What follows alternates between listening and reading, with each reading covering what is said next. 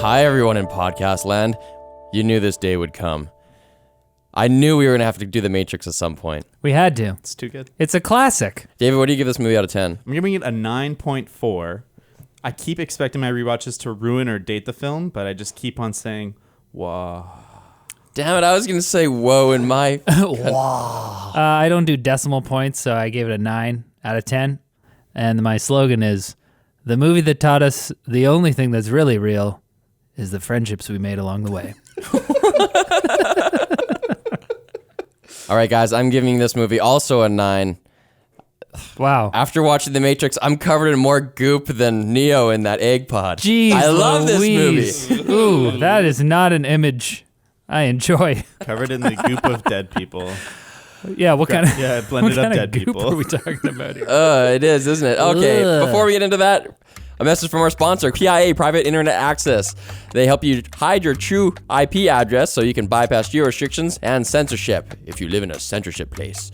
You can connect up to 5 devices at once, and it includes an internet kill switch if your VPN gets disconnected involuntarily. Hacha! It's available for Windows, Mac, Android, iOS, and even as a Chrome extension, so check it out right now at lmg.gg/carpoolpia. That's or what the- carpoolpia. Oh, Carpoolpia. that's what the kill switch sounds like. Hacha! Oh no, I've been killed. All right, The Matrix, guys. It's a classic, as I said. What if I haven't seen it? Well, let me tell you, I got a synopsis for you. It's been a while. I mean, like, I went into this movie being like, wait, what happens again? I know they're in a computer program or something. There's goop involved. I learned Kung Fu at some point. Yeah. So if you haven't seen it in a while, we got a synopsis for you, okay? Here we go.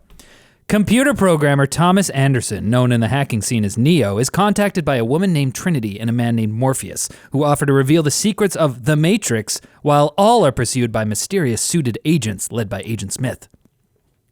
Mr. Anderson. That's what he sounds like. Morpheus offers Neo a red pill to reveal the truth and a blue pill to return him to the status quo. Neo chooses the red pill, his reality disintegrates, and he wakes up in a liquid-filled pod among countless others attached to towering mechanical structures. He is retrieved and brought aboard Morpheus' ship, the Nebuchadnezzar.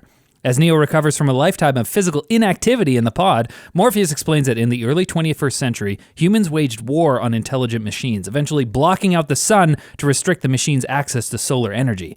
But the machines actually won the war and now use humans' bioelectric power, keeping them pacified in a shared simulated reality, the Matrix.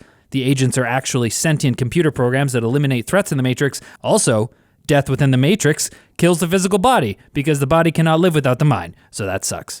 The humans re-enter the Matrix to visit the Oracle, a prophet who can supposedly verify Morpheus' belief that Neo is the One, an especially powerful human prophesied to free humanity and end the war. She implies that Neo is not the One. Before the group is ambushed by agents, Morpheus allows himself to be captured so the rest of the crew can escape, but Cipher exits the Matrix, murders several crew members, and is about to pull the plug on Neo when he is killed by surviving crew member and official best boy, Tank. I love that guy. Love Tank. Does anyone know that actor's name? No. He's amazing, man. His face he's just so charismatic. I think it's Marcus Chong. Marcus Chong.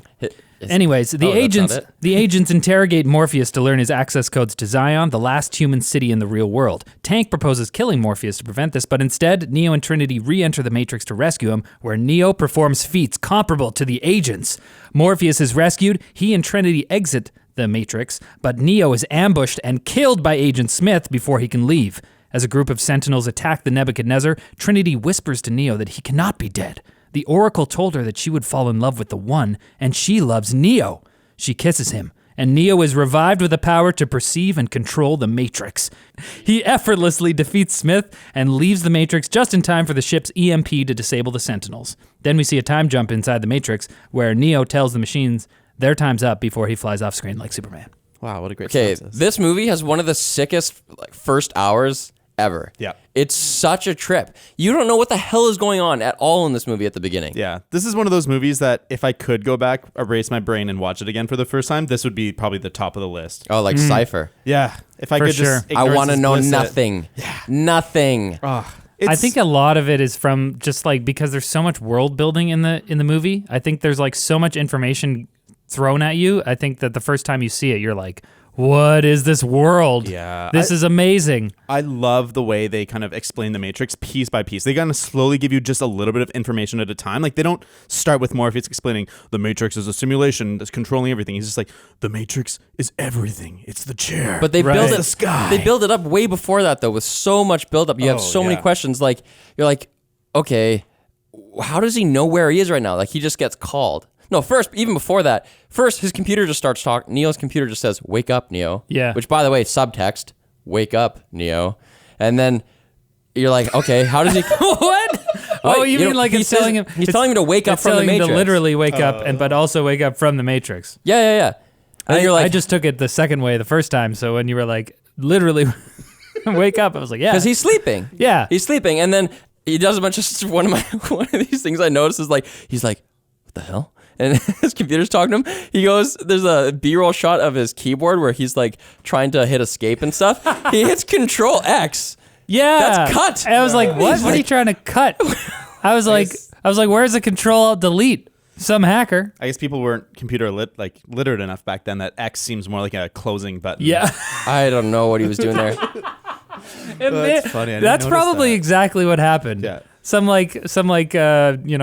the guy in charge of the second unit or whatever who needs to get all those close-ups are just like, oh, X does something, right? Oh, maybe he just they're like, yeah, just hit the keyboard bit, and he just had muscle memory from hitting Control X because that's a common one. Was Keanu Reeves a big? It probably wasn't Keanu Reeves' hands. It might have been. He wasn't that big of an actor at that point. He'd Yeah. done like some big movies, but he didn't have a bunch of momentum like today. Because So it could sometimes be they his hands. use other people's hands for those close-up shots and whatnot, right? Yeah. I'm Sometimes. asking you, the film guy. I don't know it for this one in particular, but Anyways, we're staying way too long in this. And then you go anyway. By the time you get to the scene where he's in his office, he's in his cubicle staring at this monitor that's just off. He's just staring at it, and then a FedEx guy gives him a phone. As soon as he pulls it out, it rings, and he's like, "Morpheus," and then the agents are chasing him through Yeah. the cubicle, and it's like, "Do exactly what I say. Go." Now, that whole part is so tense. Oh, it's so good. And he's like, and we are right there with Neo, whereas as confused as him, Neo's like, how do you know all this? And we're like, we don't know. I think that's what struck me on this rewatch was the fact that it works really well as just kind of like a thriller, like a techno thriller before we learned all these kind of like reality destroying concepts like, oh, none of what you know is real. Like before that, he's just a guy trying to escape the feds and like a terrorist is helping him or whatever. But they maximize the confusion though, because he goes through the office, right? And then Morpheus eventually tells him to take the scaffold to the roof, but it's a hard climb. And this is the beginning of Neo's character arc where he doesn't believe in himself and Right. he doesn't commit to anything. So he literally says out loud, like, I can't do this. How did I get involved in this? What am I doing? I'm nothing. I'm nobody. And then he gets apprehended by the agents, right? Yeah. Then he gets interrogated by the agents who... That interrogation ends with his mouth getting physically closed, like the skin closes over his mouth. Iconic. You're sitting there in the audience like, what the fuck is this? What's happening? What is this movie? If you don't know about the Matrix going into this, it's just like, is this like a supernatural thing? Like, what is happening? No idea. It's fantastic. okay, question for you. Would you rather have your mouth closed shut for 5 minutes or that shrimp inside your belly? Oh, I'll take the mouth closing. Yeah, obviously. I don't know. That That's 5 bug- minutes? that bug they put there's into no his belly stakes button? there.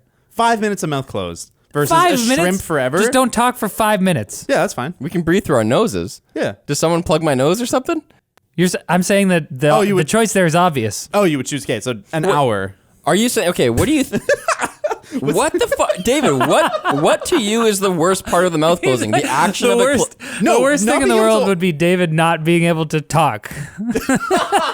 I need to talk. I have all so the much to time. say. I have so much to say. Having your mouth like it, you don't know. There's no context. Your mouth just melts over itself, and then all of a sudden you have no Yeah, but mouth. I think that's pretty friggin' Okay, scary. that's the very thing- scary. It is. I don't think that the mouth closing really was painful. Whereas when he gets held down and that like weird robotic shrimp thing Yeah. goes into his body, that looked painful. And then it's in you, man. Yeah, dude. It's swimming around in you. Once my mouth closed, I might be panicking, but I'll be like, okay, I don't need to eat for at least an hour. Like I could just figure this out. But that thing is huge and it's in him. Like where is it going? If you really had to, you could probably drink through your nose. This is my life now. They're connected. What about through your butt? You can absorb some Yeah, you stuff. could through your absorb butt. some Yeah, stuff. man. Yeah, some nutrients. or alcohol or You could put some nutrients in your butt. okay. Then he just wakes up back in his bed I have some problems with that. There's we'll so talk many. about later. There's like okay, I think it's only 2 times, but it's like something's happened, and then he wakes up in his bed, and he's like, "Was that a dream?" And then he wakes up in his bed again, and it's like, "Wait, was that a dream?" Yeah, he wakes up like Is 3 this times. the movie Inception?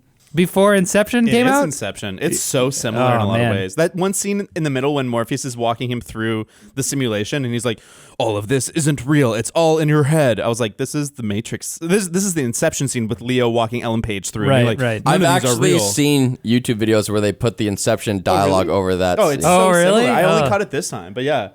Man, I will say that like they throw so much information at you in that middle section, but it never really feels like it's just like super exposition heavy. I feel like that's where the movie slows down for me. It does slow down. It does slow down, but I think like while I was watching it, I was just impressed that I wasn't bored because I knew all this information already, but the way that they present it is just like it's in all these different scenarios. Like he learns about the programs and how he can like load his brain with stuff, and then that happens, and then he jumps from there into the Kung Fu dojo where he learns a bunch of stuff, and then from there, I think before that actually it they're doesn't walking slow through the down street. until about the Oracle section.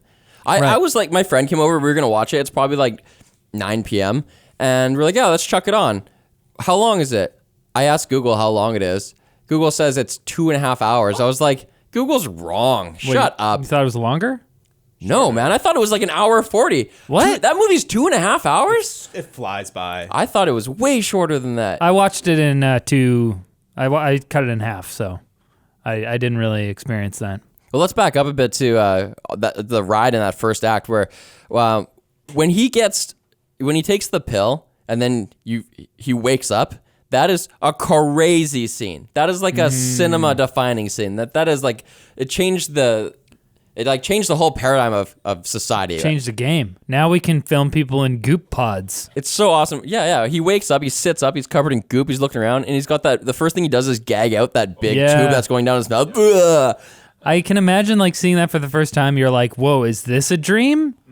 Like, is this just some sort of weird hallucination he's having? It's so visceral, and a lot of the CG in that scene does hold up. Like when he looks over and sees the tens of thousands of battery pods. Yeah. And the music's just epic. Yeah. Oh! Then man. the robot squid appears, and you're like, oh, yeah, that's a 1999 robot squid. It doesn't look bad, though. Oh, it looks bad. I don't think it looks that bad. I thought the Sentinels held up okay because they're usually in low light. Like it's dark and reflective. that helps a lot. I find I could really tell from light reflections. There's a few scenes where like you can just tell they hadn't developed like ray tracing or some level of like light bouncing, and the tentacles just aren't lit correctly for how it would be in there, and I found it distracting. compared to other movies at the time, like if you watch other movies that are 20 years old, I think they look pretty good. These look pretty. This movie looks pretty good. I wasn't struck by the lack of quality. I mean, I think I always watch these movies like knowing that this is 1999. Like I'm not expecting photorealism in the CG. I just think compared to the rest of the CG that does hold up 100%, like a lot of the 360 cameras around the people, like those kicks, like some of the crazy flies through the air. The bullet time fully holds up. The bullet time wasn't CG. That was all real. That's what I mean. But it's like it's all stitched together and like around him is CG. The cityscape all around him that you see, that's all CG. And so that to me that holds up really well. And like obviously some of the shockwave effects of the bullets don't, but yeah, I found the robots particularly distracting on this rewatch. I love when he's sitting there and he has all those tubes in his arms and he's looking at them and you're like, oh, that's weird. And then he reaches behind his head and grabs that big master plug that's in his brain. He's like, the feeling of horror. And it's such a great cut. It's like right when his fingers are about to touch that big robot comes up. Okay, that's one of my first gripes though, is like this thing sees him. It like scopes him out, sees, oh, this guy woke up. Well, got time to ditch this dude, liquidate him. Pull the plug on his tube, all the liquid drains out of his little pod. He slides down some ramp into a sewer. Yeah. And then that's where the Nebuchadnezzar is there and picks him up. But it's like... don't the machines know? The machine, you know that people are waking up. You know there's human resistance. They know that. That's the whole point. The agents exist to stop that happening. And yet, how do you think they're being woken up? They're... Like, this is the mechanism. Like, why doesn't that robot just stab him first or something? Yeah. So that is a plot hole until they kind of explain it in the later movies. But how did they explain it in the later movies? I don't remember that. Well, do we want to get into huge... I mean, if you haven't seen the Matrix trilogy by now, what are you doing with your life? I don't know about spoilers. I just don't really want to go into the like retconning like later movie territory. Well, who knows if it was retcon? Maybe the Wachowskis had this plan from the beginning. What do they say? This whole thing with Neo and the One and the prophecy. Spoilers! Okay? Spoilers, guys! This whole thing with the one in the prophecy has happened 6 times. Right. So the Oracle is one half of a Like duo. a duality. The other part of the duo is the architect. The architect represents order, and the Oracle represents kind of like the human element, Like chaos. And so things are in a delicate balance. So they allow some humans to exit the Matrix, and they allow them to rebuild Zion. And then every once in a while, Neo, like kind of like the one comes along, and they have the whole thing plays out, and he gets to the end, and then they reset everything. So this is the 6th time that the one has awakened, and the Resistance finds him, and blah blah blah. All How that did they stuff. think that was a good idea? I gotta watch those sequels again because I was probably like a teenager and didn't actually understand that. Like some of that was news to me just now. See, this is so interesting. This is why I love the world building and the lore and stuff, because like the reason that happens is because the machines originally tried. I think Agent Smith says this, or does he not? In this movie, he says that the first Matrix was paradise. Yes, he says that in this one. The first Matrix they tried to build was absolute paradise. Humanity was supposed to be happy all the time. It was a disaster. No one accepted it because they're like, this can't be real. And then the next one they made was like complete crap scenario. Everyone hates their life. It was called the Nightmare Matrix. And then from there, How do you know about that one? Is that referenced? I forget if that's It's not actually in the movie. It's not. They Okay. no. So after that, then they were like, all right, we need a balance. So then the third iteration of the Matrix, they kind of had this whole like, all right, we're going to let some people fight against the system and let them escape and then fight back, and it creates this balance. Yeah. I love that. That totally takes away from the Resistance being like something special if it's just like the robots allowing them to exist. Well, this is exactly the kernel of why people hate the sequels at all, because they don't need to exist. This movie ended with that sick Rage Against the Machine track, Oh, and man. you're like, boom, perfect So movie. good. Don't need to see anything else. Wake It's up, sheeple. Come on. It's a totally Led Zeppelin riff. Yeah, Yeah, it's so good. totally like enclosed, discrete movie. Do not need a sequel. But they did it. Once you know that he is Robot Jesus. Yeah, what are you talking about? Doesn't need a sequel. It does not He need a sequel. flies off in the end. I'm like, yeah, let's go. Bring on the Matrix 2. Yeah, but then the Matrix Let's 2 go! is not what you want, though. You're like, the thing is, Well, sequels are never what you want. it's just that the next logical step of like, now he can fly and shit. It's like, well, what they did with the movie is exactly what would have happened. Like, now he's kicking ass and he's way stronger than the agents and he can fight 200 of them at once. And it's like, that's great, but it doesn't have the same feel or vibe. Escalation. Yeah, but then they update the agents to 2.0 with dreadlocks. Yeah. What? No. Those aren't agents. No, what are they? They're I don't know, apparently they're past agents. Oh, I are was they? reading some The Dreadlock guys in Matrix the ghosts. Reloaded? Yeah, and Seraph was an agent before too, from a previous version of the Matrix. I don't even remember who Seraph is. Seraph's he's the dude who's like, you don't really know someone until you fight them. And then Keanu Reeves is like, you could have just asked. Do you know what? I don't remember that. Do you know why I think The Matrix, part of why it's so good and so iconic, is that it's related to our world. And it's a story about our world using a sci-fi lens. But once it loses that and becomes pure sci-fi, it's becoming really boring, generic sci-fi. Right. And like, I don't care about the robots outside of The Matrix. I don't care about this post-apocalyptic world with robots fighting humans. Like, I've seen that hundreds of times in movies and books and this. Like, that's not interesting. What's interesting is The Matrix. And when they start to lose the focus on that, and they in the first one, you're right, James, they resolve the Matrix story in the first one, then that story is done, and they either need to tell a new story from within the Matrix, but when they expand it and grow it out into Zion and all these things, and like humans having guns that fight the robots, like it's just so boring and generic and so like they'd have guns.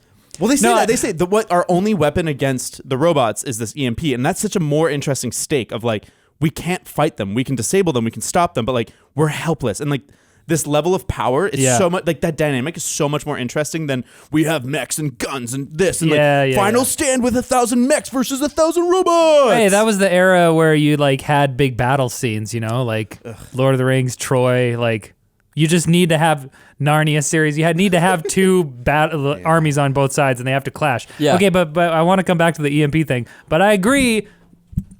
I agree that the first movie is the most interesting because it explores those ideas, you know, AI and like the nature of reality and all these things. Like, can you trust your senses? What's real? I agree that it's most interesting. But then seeing him fly off, I'm like, okay, we've established this. Now I want to see some robot battles, you know? It was perfect. The age that we were when it came out, that was perfect for us. Because then you can watch the sequel and be like, woohoo! Yeah. He's And kicking also, ass like Goku. It also like established a really cool new franchise. Did you guys ever play the game Enter the Matrix? Yeah, but Oh, so good. with Niobe. And just like the lore and the world building, there's so much to play with. It's like, yes, you need those kind of like deep themes for the first iteration, but then like you're launching this franchise that's like awesome. Okay, wait. Now what I wanted to say about the EMPs. Yeah. Why did the machines win the war if EMPs just kill them immediately? Well, it's because they're probably like, it's like a last resort thing. Like we don't really see the Nebuchadnezzar after that. Maybe it like fucks them up for like the next 3 months and they need to repair and like they're out. It's like, maybe it's just such a high stakes thing that they only have a couple of those, that level of power of EMP. I just mean, well, every ship has one. Maybe not. And I'm assuming it's on a cooldown. This is Morpheus' ship, so he's like important. So he has maybe they one of the all best got ships. EMPs, all the ships. Well, in the future ones, because they all have everything and guns, and they need to escalate. Okay, wait, but my point here is that during the uprising, during the initial war, when the machines are, and they're fighting each other, they haven't taken over yet. We got EMPs. We got EMPs now. Maybe they didn't have them. The machines would never take over.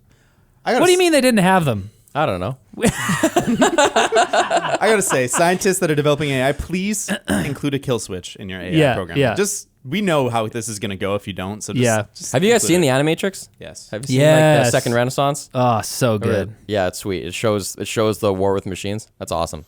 Man, I wish that we had more of those scenes of like I like the Cipher. Fuck, what's his name? Cipher. Cipher. I always forget. I think he's the Pokemon. Played by Joe Pantoliano, who's great, and I think he's one of the grounding pieces of why this movie is interesting. Is his arc. I love that scene when he's with the agent and he's just like eating the steak and he gives that monologue like, I know this isn't real. I know it's just my brain sending signals, but like ignorance is bliss. And you hear that harp? Yeah.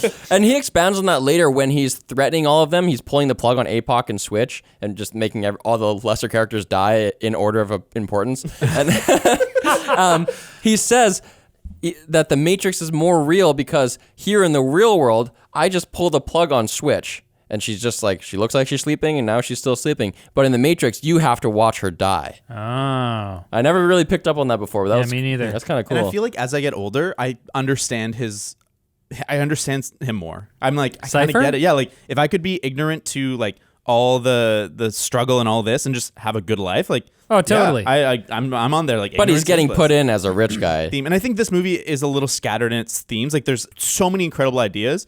That I wish like maybe they laser focused in on like a few of them. But I like this idea of like rich versus the poor, where he's like, well, yeah, it's like if I am rich, it doesn't matter. Like I don't have to worry about what the poor are doing, what like the suffering are doing. I don't have to worry about that. It's just like I'm fine, so that's good. And like I wish they could explore that. And I don't know. I just love that scene so much. It's the classic viewpoint of like, if it doesn't affect me, then who cares about it, right? If I'm totally like living my great life, that's way better than eating the same goddamn goop every day. Speaking of the goop, it was basically Soylent. I love the attention to detail. Oh, it comes over that tap. Yeah, I love the attention to detail in this movie. Like when Neo pukes after he gets told about the Matrix. Yeah. Oh no, let me out! And he's gonna pop. And then he pukes, that just white puke. Just yeah, and that's all it comes. That's what they eat. Oh, there's another sweet attention to detail thing. Remember that program that Morpheus brings Neo into, the one with the woman in the red dress? Yeah. So when they shot that program, which is not the Matrix, it's like a program written by Tank or someone or humans. By Mouse, I thought. Yeah, he designed the red woman. Anyway, they're in that program. They shot that scene with a bunch of extras, and a lot of the extras are twins. Yeah, you can see people walk by. Like there's a dude that walks by, and then like a few seconds later, you see a cop, that same dude dressed as a cop, giving out a ticket. Yeah. So there's like basically duplicate character models because it's supposed to feel like this is a very limited program, and there would be looping things. The Wachowskis really freaking hit this out of the park, and it's kind of funny to see how their subsequent attempts have just not ever gotten back to this bar. How did they get this lightning in a bottle this one time? I have a feeling that a lot of it wasn't them. It was them having this incredible idea. And I don't want to take away from them because they obviously had an incredible idea, an incredible story to tell. But I think it was probably the pressure from people they were working with and the producers in the studio kind of like focusing their ideas into this presentable film. Because all their later movies have really good ideas. Like even like the worst ones, like Jupiter Ascending, is really interesting and there's cool stuff. Oh, is it? But it's just like a shotgun approach to like interesting ideas. It's like how many interesting ideas we can get instead of exploring one and developing one. I feel like it was also kind of the time that this came out in. Like the 90s was just this like wonderful time where you could be cringe and weird and like out there, and it's just kind of like, whoa, that is super cool. Like we're into like new metal, like people are wearing leather jackets and dorky glasses and identity stuff. Like when he meets Trinity in the club and he's like, I just thought you were a guy, and she's like, most guys do. Yeah, that was awesome. Yeah, I was gonna ask about the outfits. Do you think that if they made this today, they could get away with all this leather? Never. You'd have to do it. I think you could. You'd look like a lame edgelord. I think you have to do. You wouldn't be able to step away from that fully, but you'd have to modernize it and make it cool. I think that they could have got away with like Neo's costumes aren't that egregious, and really, neither are Morpheus because he's just such a cool guy. Like he pulls it off. Like there's so much buildup about who Morpheus is. And when they finally show him, you're like, whoa, it lived up to the hype. He's got these weird glasses. He's got this gap tooth thing. He's got this cool shaved head. And this leather jacket's sick. It's got that weird, like, no, totally. But like, thing. How much of that is the fact that we're familiar with it? I think if they made a movie now, if The Matrix had never came out and The Matrix came out today, and they're wearing like leather trench coats and like. I watched The Matrix with someone in 2014 who had never seen it before, and she was like, yeah, exactly. But exactly. So I went into this viewing with that in mind, and the only character whose costumes I think really embody that sentiment is Trinity, because she's the only one really wearing glossy leather that's like super shiny. That's the problem. And plus, she's a woman, so it's like, here's another heroine wearing like tight leather. So that kind of stale now. Yeah, we don't need more. What's the video game character? Blood Rain. Oh yeah. Tight leather wearing female femme fatales. Fatales? Fatale, I believe. But she at least she doesn't have like huge cleavage or anything like that, and she's got short hair and stuff. Yeah. It's cool. I think it was wonderful for me to step back into like the 90s frame of mind and like watch this movie and be like, this is awesome. Like just like forgetting for a second to evaluate this movie as if it was like a modern movie. I just regressed to the 90s, and I was like, this is so cool. Yes, Rage Against the Machine. I love it. They're touring now. Why is she wearing high heels, though? That doesn't make any sense. She's in The Matrix with high heels on. She's riding motorcycles with high heels. Because they hurt more if you kick them. She learned how to fight with them. I guess if the whole thing of The Matrix is that your mind is getting to the point where you don't really feel some of the boundaries of the physical world, then it's like maybe she's advanced enough to like, I can do whatever on my feet. Yeah, exactly. I don't know, though. You just have to think about running in it. That reminds me. Last weekend, we went to this VR experience, zero latency VR thing. How was that? So it's VR, but you're wearing it in a backpack and you're in a big room. So it's completely wireless, and there's like 8 people or whatever. One of the first experiences we did was you're in this weird topsy-turvy world where I'm walking on a narrow path, but that path like corkscrews. Oh, jeez. And like you're walking up a wall, kind of like an Inception where the world bends over and they're walking straight and then they're walking 90 degrees like straight up. Really? So that kind of stuff happened. And I'm looking over this edge, right? Like there's just sky around me. And I know that James is just standing in a room with a flat ground. And I could easily step over there, but my body won't let me, right? And I was like, whoa, this is exactly what Neo is experiencing during the jump program. He's like, okay, free my mind. Yeah, I know it's not real, but he still can't run and jump because it's like everything is telling him not to. All that programming. And I was like, wow. But he does it. No, he doesn't. He jumps off the building. He runs and jumps. Oh, but he doesn't believe. Yeah. Doesn't believe enough. Yeah. That's a huge element in this movie that I really enjoy. Like Morpheus, his faith in like Neo as the one, and like how the movie even, like we know having seen the movie that it's justified, but then the movie causes you to second guess it when he goes to the Oracle and he's like, I'm not the one, and she's like, I'm sorry, and you're like, whoa, is this whole thing just a game? Like is Morpheus just a crazy guy? Well, it's kind of weird because later you learn that the Oracle just tells you what you need to hear. So it's like she just catfished him and was like, reverse psychologies him into being the one, like to take the pressure off or something. Yeah, but it's so weird because she's straight up with everyone else's Oracle predictions. She just tells Trinity, you're going to fall in love with the one. She tells Morpheus, you're going to find the one. She's just blatant with them. But with Neo, she's like, no. She tells people what they need to hear. There was a deleted scene, like if you look at one of the original screenplays, when Neo is talking to Cipher, just one-on-one, and he's saying, oh, this place sucks. Cipher tells Neo that he's the the one that Morpheus has found, and all the previous ones, when they went and fought an agent, they just died.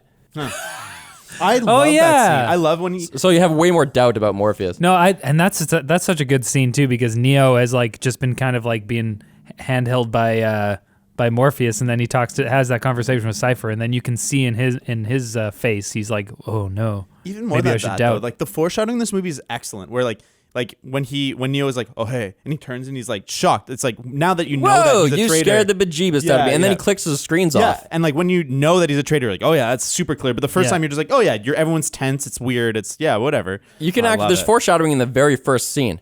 The movie opens with like you're zooming into the phone number or whatever, right? And you can hear a call between Cipher and Trinity, and you hear a weird noise, and Trinity goes, "Are you sure this line's clean?" And he's like, "Yeah, Yeah, Yeah, totally clean. it's brilliant. Cleaned it myself.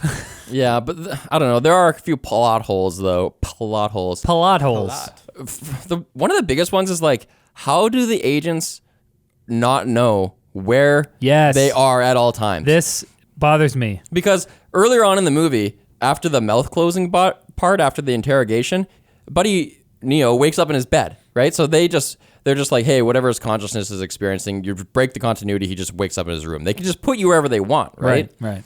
But then they don't know where he is at all Or times. can they, or did they bring him there? They don't. So they put the tracer in him. That's how they're tracking him. But then after that, they don't know where they are, and they have to use the eyes and ears of people. But they would know where they are, because it's just a computer program that they create, so they would know what they're putting in front of the consciousness of whatever being. I think I'm willing to suspend my disbelief far enough that the humans have developed ways of cloaking where their positions are. Okay, I'll grant you that. They do say that they're like hacking into the Matrix. Yeah. So it's no, like but Neo is not free yet. He's just in the world. So even if I grant you that, David, they put the tracking bug in him, the literal bug. And then I think he has a phone call with Morpheus where Morpheus is like, this line's probably compromised, so I must be brief. Meet me at this place. Like, go under the Adams Street Bridge, right? So that's a bugged phone call. He literally has the bug inside him. He goes under the Adams Street Bridge and gets picked up by these rebels, Trinity. And why weren't there agents there? There's no agents waiting for him.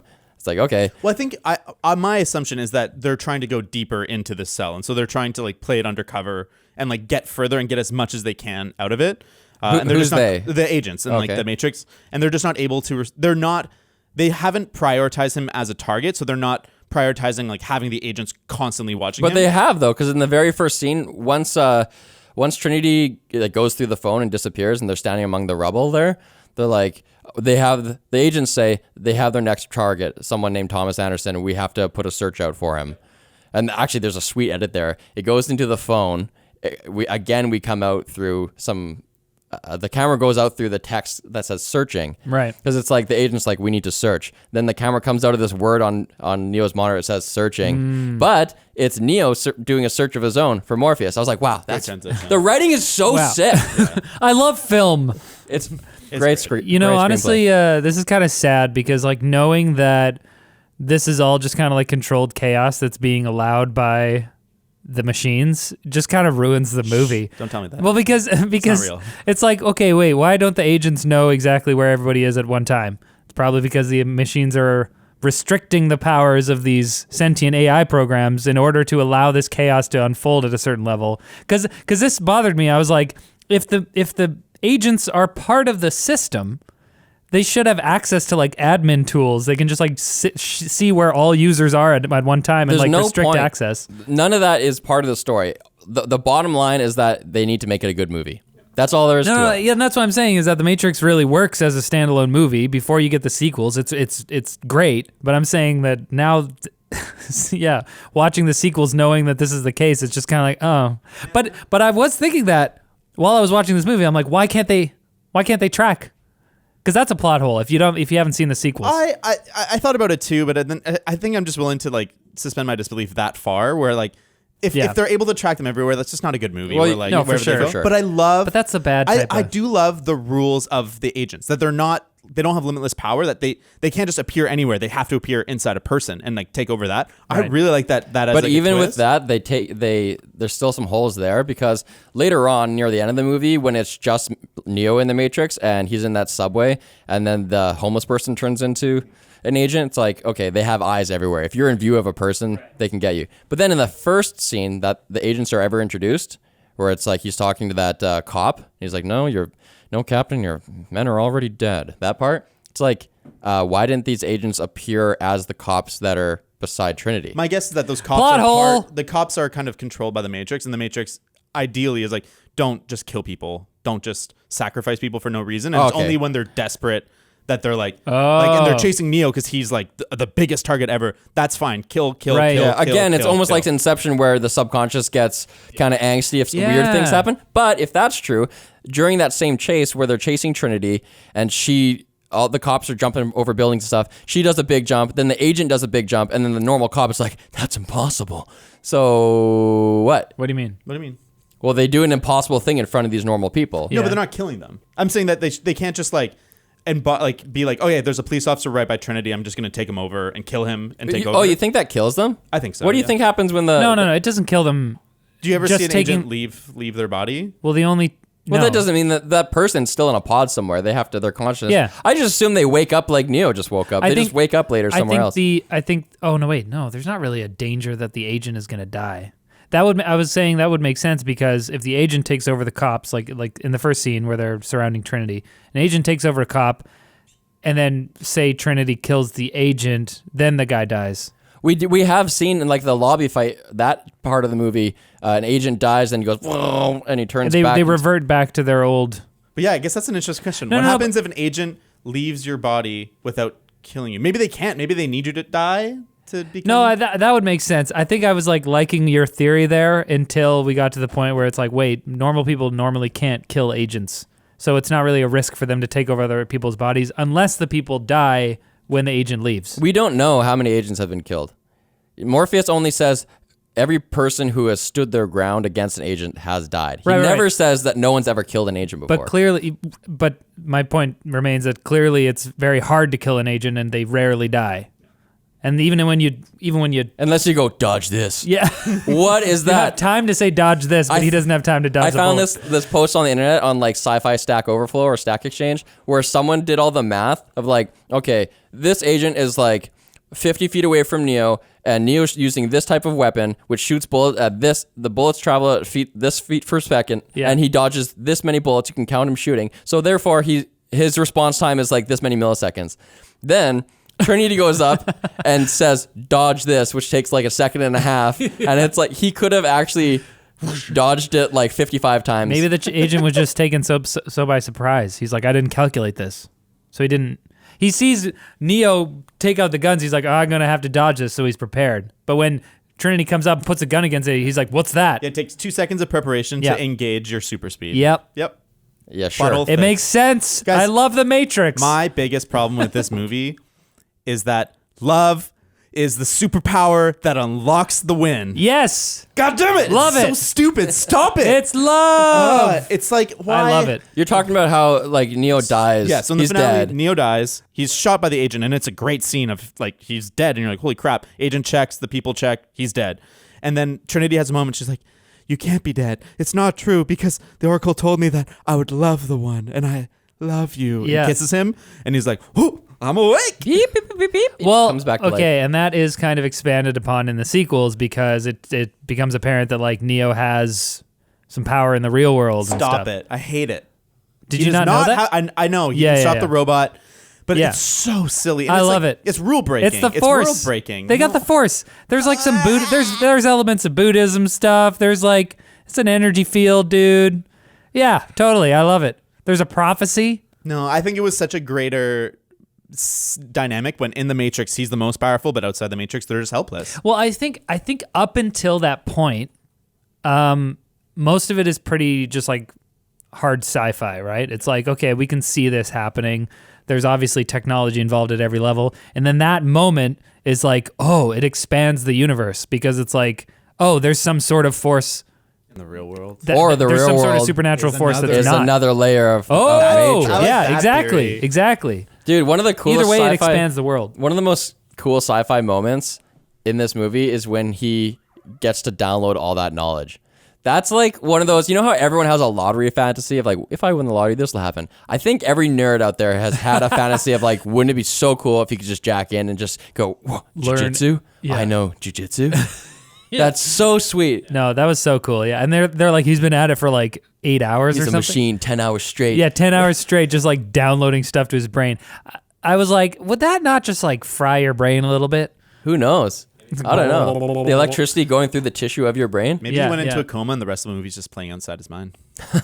There's when he gives him that first shot of knowledge, just like jujitsu or something, and he's like, whoa, more. And then Tank's like, hey, Mikey, I think he likes it. I always say that, but I don't know what the hell that is. So I looked it up. Oh. Do you know what that reference is? No. I looked it up. It's the thing.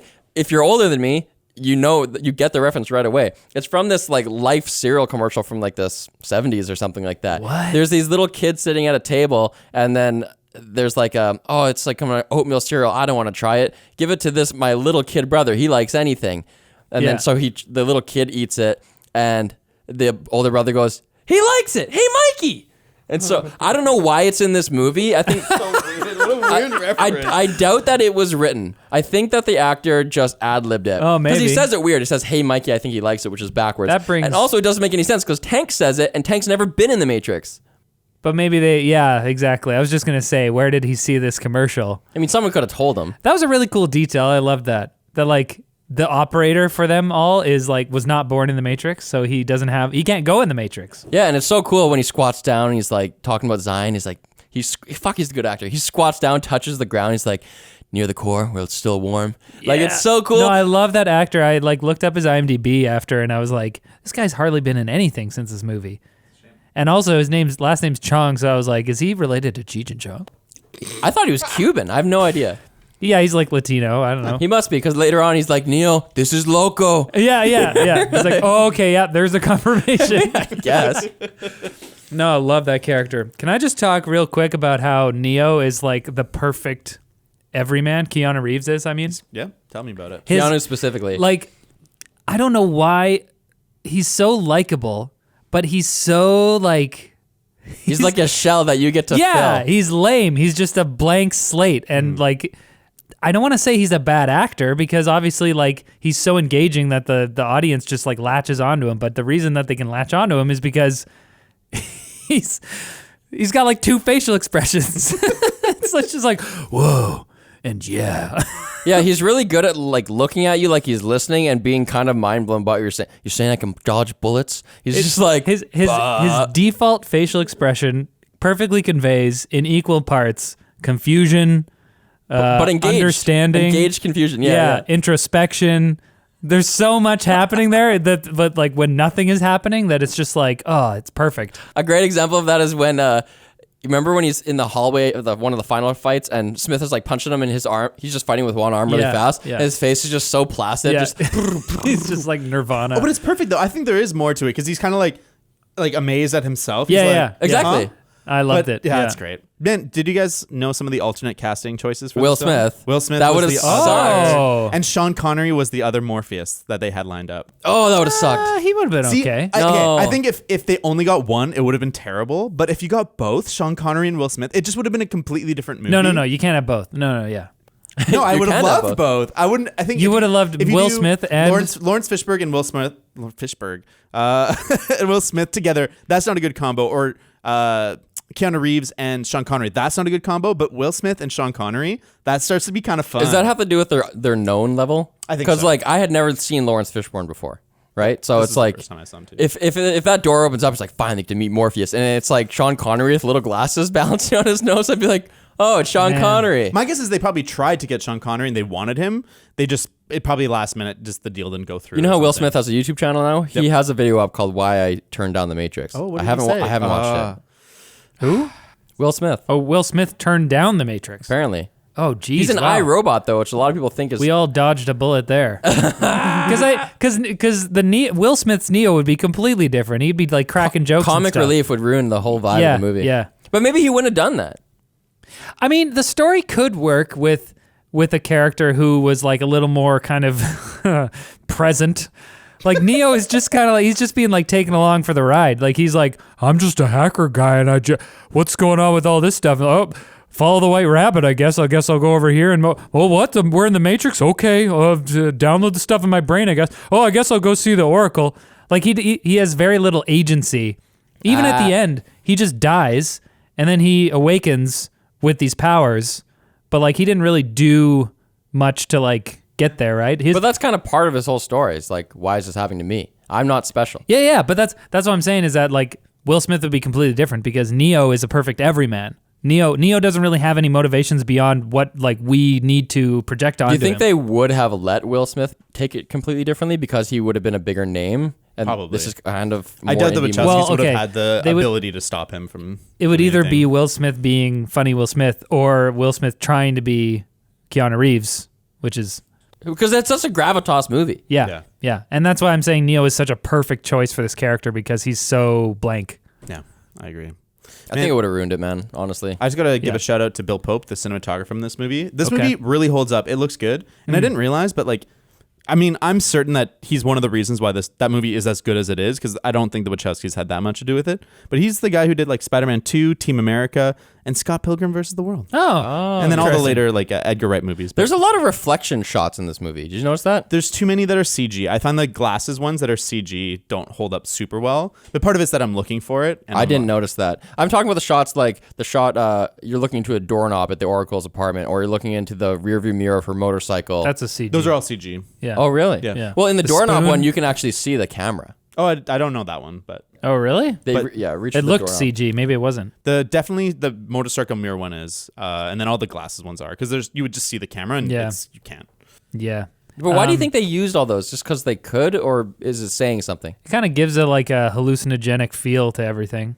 You're just kind of like, whoa. kinda what? surreal. Can I Yeah, see like the myself? Matrix is like a reflection of the real world kind Yeah. of thing. It kind of works thematically. You know what I didn't really know? I mean, this is only like my third time seeing it in my life or something. I forget. But I didn't really notice this the previous times that I watched the movie is that every time they're in the Matrix, there's a green tinge to the world. Yeah. Yeah, that was I really knew cool. that the movie had a green filter on it, but I didn't Yeah. realize that it's only when they're in It's the Matrix. only in the Matrix, yeah. In the real world, it's blue. There's Yeah. a few shots that they don't get it quite right, and you can tell this movie is made before digital color correcting was really a thing. That's kind of a more early 2000s thing, and you can tell there's a few shots that they were aiming for green and they just kind of get it wrong. Like the first This shot, is just like a piece of filter that they put over the Well, film. it's probably like a lens or like a stock or something. Right. But there's certain shots, like the first one when he's in his boss's office and he's like, "Mr. Anderson, you're going to do that." Yeah. And it shows the sky and him, and there's no green, and it's just like they kind of just got it a little bit wrong, Oh, and they really? couldn't correct it as much in post. Whereas today it would be easy, like you just put a slider on and be Right. done. But you can appreciate that even more that it was film. Yeah. They had to actually do it in camera and fix it and plan for that, not just fix it in post. It's incredible. I don't know much about like the other movies that were around at the time that The Matrix came out, but like I can't help but like watch this movie and just be like, this is just so iconic. Like I feel like it laid the groundwork for For sure. It was the hugest movie for like Yeah. at least a 15-year period. yeah. Like I don't think. Do you think Inception would have happened if we had The Matrix? Maybe. But Maybe, but I don't think Inception got to the same level No. no. or of popular culture. saturation. Yeah. What did I? So what did I do? they're making a sequel, The Matrix 4. Are they actually? Yeah, with It's already filming. Yeah, with Keanu What? Reeves. Oh yeah, no, I saw They like didn't a get- clip on they Twitter. didn't get Hugo Weaving. They wanted him, but it just That like the schedule didn't concerns work me out. that they wanted him. Yeah. Because it's like Didn't he die? agents don't age. They're software. So why would you want Yeah. old man Hugo Weaving? It doesn't make any Definitely sense. don't want old And I man. love Hugo Weaving. I want to see him. He's never let me down. But Maybe they could say something like his software is starting to degrade or something. Man, so that I he- gotta say, I feel like no one gives him credit for Hugo Weaving fighting. He is awesome. He's so good in that He's so subway fight good. scene. He's doing the fighting, and he's like toe for toe as good, if not better, than Keanu Reeves. And like no one's ever talked. I've never talked to anyone about his fighting. It blew me away on this rewatch. I'm like, he's so good at fighting. Why He's are good you, at acting Why are and you talking, surprised too. by that though? Oh, because he's kind how of like, old seems was like, he? I don't know. He seems older. Like I've never seen him. Never really thought about him like actually doing the fighting. I just assumed it was stunt people. But like in that scene, he's doing most of the fighting himself. you know And what's it's cool is that incredible. he also conveys this fighting style where he fights differently than Neo. Like his movements are different. They're kind of more computery, I guess, and just bigger. Yeah. So it's cool that he's acting during the fighting. He's used to being super powered. I think you really get that from the fights that like Agent Smith is used to just obliterating Yeah. people. I'm going to throw this punch and Yeah. it's going to land and hurt a lot. And So the fact that Neo is like actually going toe to toe with him, he's kind of like, what? Yeah.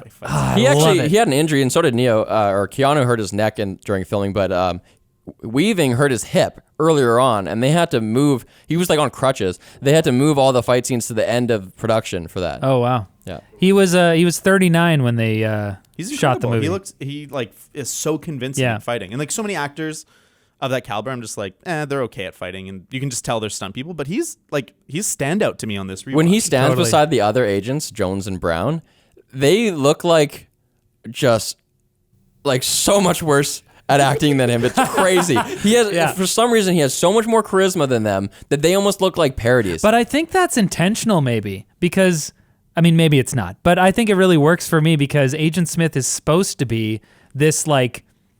You get a hint at this when he interrogates Morpheus by himself. He tells them to leave the room, and they're like, "Well, that's weird." I think Agent Smith is supposed to be kind of more human than the standard agent, and so the other agents are like, "What's wrong with this guy?" And like Smith kind of like has a moment with Morpheus where he's like, "I hate this place. I need to get out. The smell," and he's like talking about these things he wouldn't expect a computer program to really like think about. So There's a theory I think that he's supposed to be a little more. He have more human characteristics. There's a theory that Smith is the one. And Neo's not. Well, he plays a big role. I haven't explored it. I don't know Wait, the which details. Smith though of the millions of them? I also want to say about the agents that like the juxtaposition of these like ultra powered beings with guys that just look like they're, I guess they look like they're government agents, but they also just like they're just wearing They're suits. supposed to look generic. Yeah, they look super generic, but they're like the most dangerous beings in the Matrix. Like, I just loved that. Like, it's not quite a juxtaposition, I guess. Sort of. Yeah, I just thought that was amazing. What do you think? What do you think they should carry over from this movie into the fourth one? Oh, right, the fourth one. Yeah, what is this going to be about? Isn't Neo Trinity dead? is dead, okay? Trinity, and isn't And no Neo? one knows what happens with Neo. Doesn't he just get kind of plugged in onto like a bed of cables and then like become one with I don't want zero any of one? that. I want them to start at zero again. I want them to start in the Matrix and have it be like more like a Black Mirror episode where it's like you explore themes of the real world through the lens of the Matrix, and you have it be like someone becoming woke to it, and maybe like within the Matrix there's now like a class divide, and you make it like about rich versus poor. You like, a love theme rich like that. versus I poor. love rich versus poor. Dude, it's gonna be. They're making it because Keanu had a resurgence from John Wick. Keanu's hot Right. now again, and Yeah. he still kicks ass. So it's gonna be Keanu Reeves kicking ass. No, it has to be. I hope not. Yeah. I want someone else. That's You what don't it's want gonna be. Neo to come back? I want him to come back, but I want him to be like the end of the second act. Like It's not a power up. cameo. What It's if gonna Neo- be? He's gonna be a star for sure. What if he's like the sage for like the next generation of the one? Well, like if doubt he's it. kind of like the Morpheus. Well, but this is what's really interesting about it is that at the end of the Matrix Revolutions, there's kind of like a peace. Like Neo talks to like the grand machine AI or whatever, the overlord or whatever, the big boss machine, and they kind of like reach an understanding. And so that's how the movie ends. So it's like, are we going to come back into a world where humans and machines are at war? Is there going to be like good machines and bad machines? That would be yeah, interesting. I'd be down for that. I think I want them to personify the robots a little bit better. In the real world, they're just like squids that are mean. We're squids. And I think like in the first one, they do such a good job of making Hugo Weaving like a person, a character, and interesting. And I Yeah. hope that they do that a lot more for the real world robots as well. Like I don't want us to feel bad for the real world robots. I don't want it to be like, oh, the robots are like. I kind of don't want like good and bad robots. I want them to be like more complex. More complex than humans can even comprehend? Did you see Altered Carbon? Yes, That's just a sequel. That's what happens at that's the what end. happens. Yeah. What are you talking about? Because in Altered Carbon, people are only these like discs that they have in their spine. Oh you can, yeah, you right. can take yourself out of your body is just a shell, and you take yourself. Yeah, out and you into can this needle little- cast. You can shoot Yeah, your yeah. consciousness Yeah. Yeah, So yeah. like, into a different skin. obviously, that's the end result of humans and machines kind of being like, all right, we're cool now. Now there's no difference between a computer program and a human. We're all just these little discs. Here's a little factoid which I think is so cool. In the Animatrix, you learn that the robot city is called 01. Yeah, I love that. That is so sweet. That's great. It's a perfect name. What else would we call it? I don't know, something a little more creative. It's the first city, 01. They're calling it Springfield. Well, I think that's it, guys. And although I would wager that most of our listeners don't like the sequels as much, I think we should do them. Not anytime soon, maybe like in a year. Maybe but later. Yeah, we should do Reloaded and Revolutions separately. You know, in the future when there's like 600 Carpool Critics episodes, we'll do them. Haven't I suffered enough, though? Haven't you made me watch enough dumb movies between Doolittle You're the and guy who Sonic? wants to see all the ass-kicking Goku Neo stuff. Yeah, not for this. I don't want to talk about it. I just want to see it and absorb it passively I feel the same. with no conscious thought happening. Just as a pure experience. Light and sounds. Okay, well, project them at me. We'll live stream it then. Thanks for listening to Carpool Critics. You can follow us at Carpool Critics on Twitter. You can email us, carpoolcriticspodcast@gmail.com. Hit us up with questions and suggestions, and just talk to Riley because Please. he hates his life. No one will talk to me. See you next time. Love you.